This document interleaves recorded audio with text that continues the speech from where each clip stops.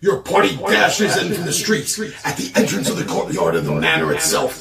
That's when the lightning strikes. The shadows give way for a moment. And at the top of the stairs, you see an ogre magi already completing the art.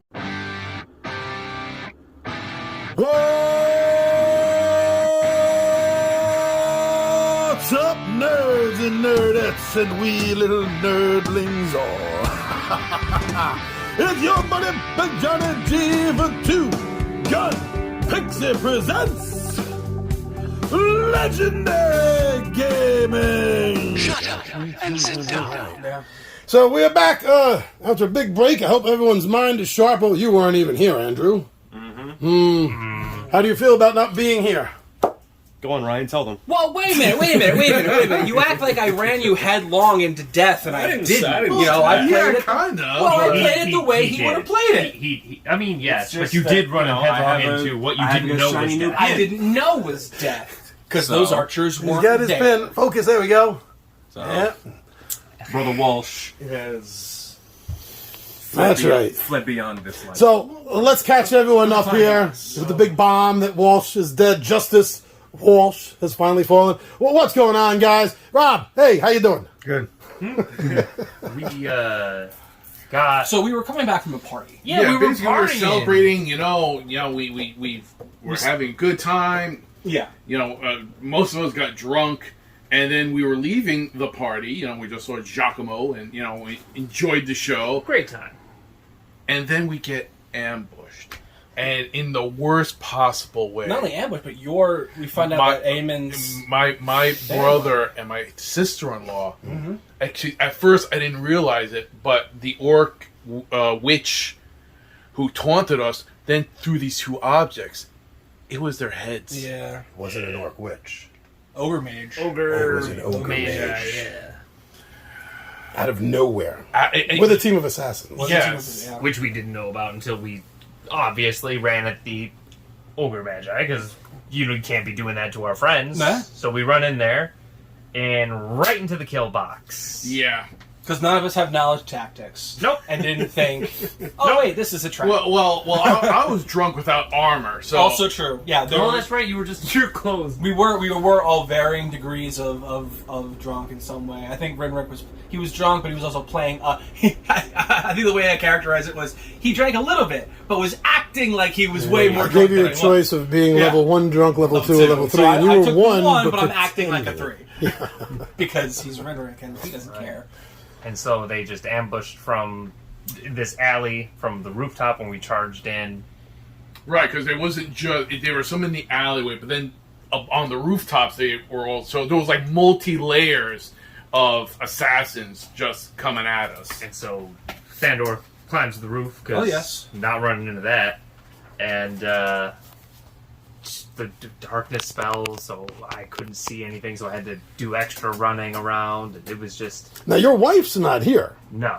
But she was involved in this with a new character, with the return of Schmorky here, Hey, our half orc.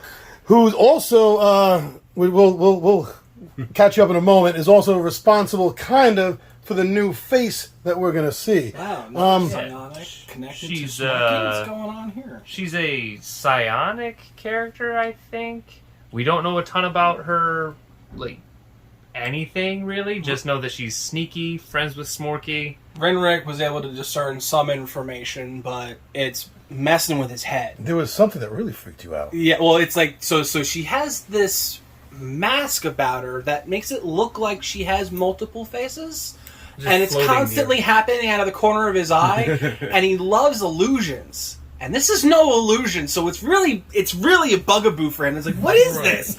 So he was able to kind of, in the back of his mind, think about some of his uncle's writings and some of his own research that he's done, and come across some information about her, which he's not at liberty to divulge. But he has some. He's got an idea of like, okay, I know a little bit of what's going on with her, but I have no idea. Like, it's like frustratingly fascinating, and he just keeps trying to focus, and then it just goes away because he's like gets distracted. Right. It's very interesting. He's keeping a very close eye on that character. So the alley was Oh yeah, Like no fight you ever experienced. No. Oh no, it was brutal. It was absolutely brutal. You know, once you engage one person, another person would jump down behind you and they would attack you. I know. I was at that point. I was in a rage. I was just full were-at form. Oh, that's right. And I was just making a beeline for The mage. the main. And that's why Walsh followed you to be like, oh, he's going about But something. then somehow he got in front of me because he's too fast. Because he runs he's 80 faster miles than an a hour. horse. Because I got slowed down by, I know 2 were in front of me, 1 were they were behind me, and I was kind of Surrounded. dealing with that. Yeah. And then there were crossbowmen at the top, the triplets, I think is what we're calling them. Yes. Which they all fell, thanks with the help of A timely intervention. Well, what's your not necessarily name? Willow. Moon Willow. Moonwillow jumps in after Walsh dies, and Not before we exact some revenge, though. we did get a couple. We dropped one of the key people on the list. Oh, we crossed the name. Felga. Oh yeah, that's right. Felga made an appearance. Yeah. Yeah, we killed Felga him. made that's what led to Walsh's death. Is that That's right. Felga was there and got off the stunning fist to Right. knock her down to have Aemon come in for the kill, and it was right after Felga fell that it was all of the focus was on them, Right. and it was the catching of the bolt with the shocking crossbow bolt, and just the other ones hitting. It was just and it was one just untimely critical hit that I think was just.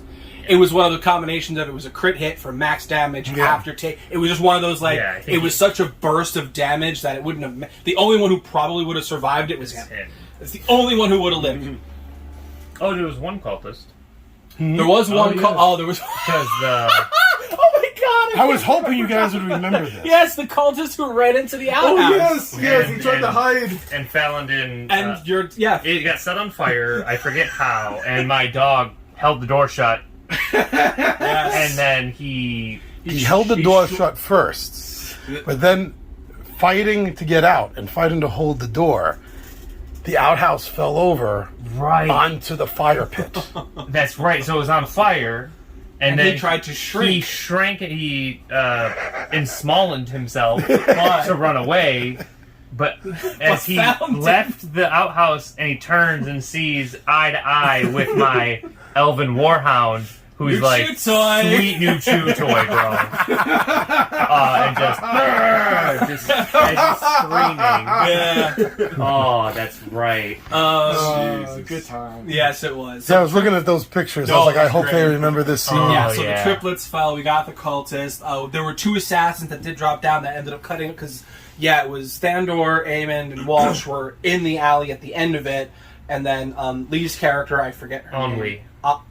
Ennui. Ennui. So Spelt differently, but it sounds like Ennui, Renric, and Swarky were kind of at the other end, and Malgrave were sort of the other end. So we were in 2 different pockets at each end of the alley, and there was a group of assassins that were in between us. And so it was the 4 in the back kind of dealt with that group of assassins in the middle, while you guys were up at the front, kind of dealing with the main force. I was on the roof. Yeah, you were up at the I roof, was kind of fucked overlooking up kind of somewhere. both. And so Ennui, Renric, and Malgrave and Swarky were kind of dealing with what was in the middle of the alley, and then you guys were at the front. You were at the roof, and these 2 were at the head of it, fighting off the rest. Now, remind me, was anybody in line of sight to see when Lee released her mind. the larval mind flayer things? That's right. Because I couldn't see it. You couldn't see it. She ended up also climbing the roof because the ogre mage took flight and went up onto the roof at one point and was trying to get around after the triplets fell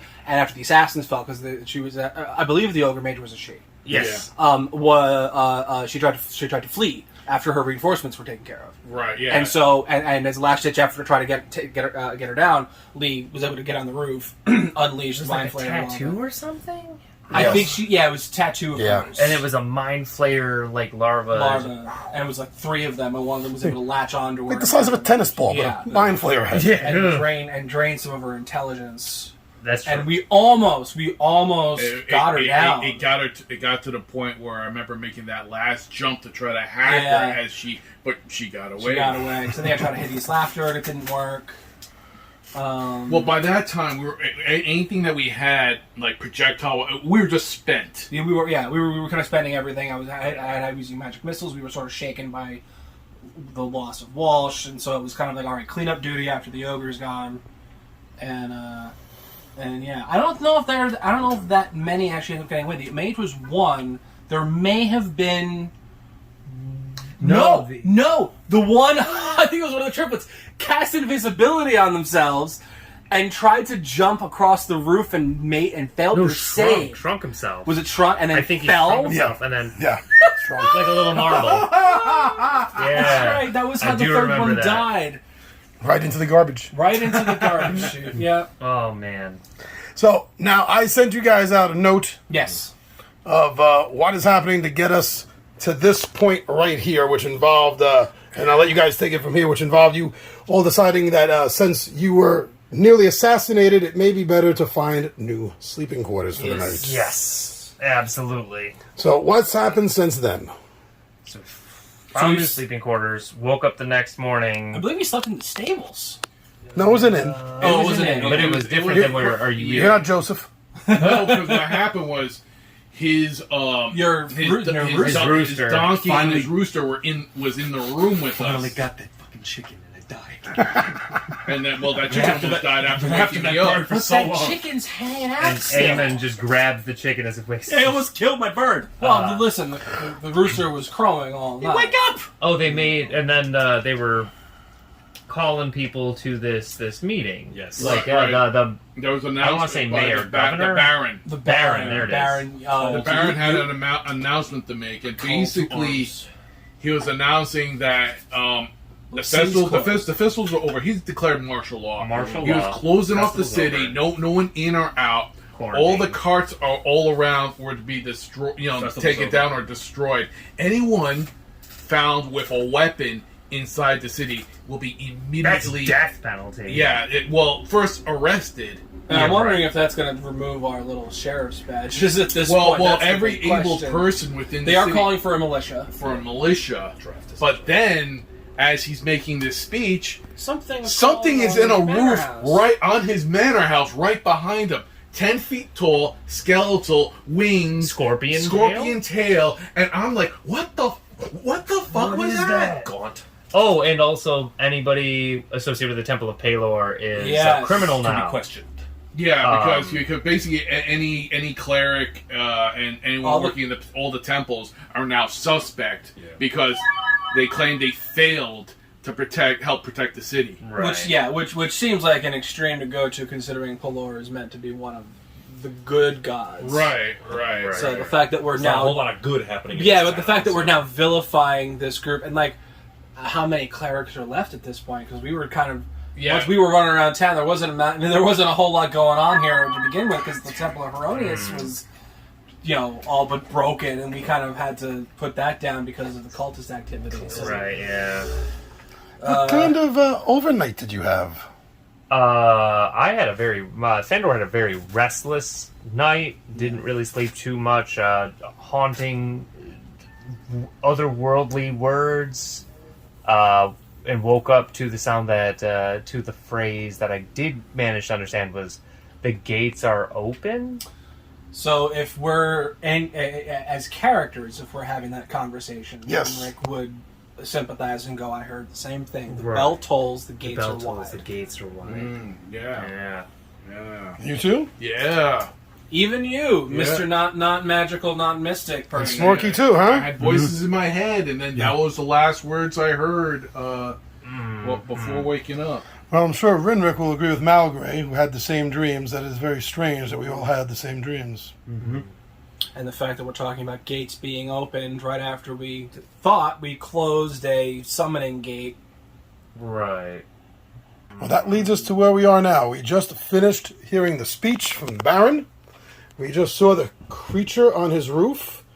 We saw him turn and go back to his house, obviously seeing the thing and not reacting to it. Not reacting at all, which I'm like... Either doesn't say. Evil! Evil! Probably. Gotta be. Well, that's where we are going to start now, and we're going to end off here until this time next month when the gang will tell you how many of them may still be alive. And Rick cheat death one more time. I think it's a hobby at this point.